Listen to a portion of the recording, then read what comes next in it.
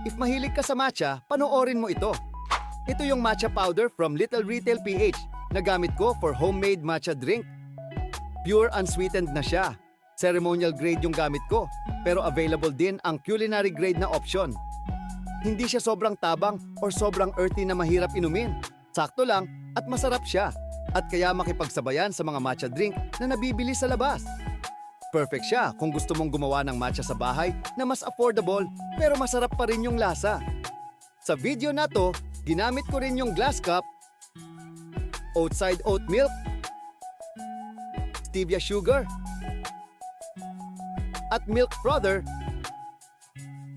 para mas masarap at mas aesthetic yung drink at ma-achieve yung same taste ng mga nabibili sa labas. Kung naghahanap ka ng matcha powder na sakto lang ang price but quality yung lasa, check out mo na sa Yellow Basket. Nandyan din ang link ng ibang products na gamit ko sa video na to.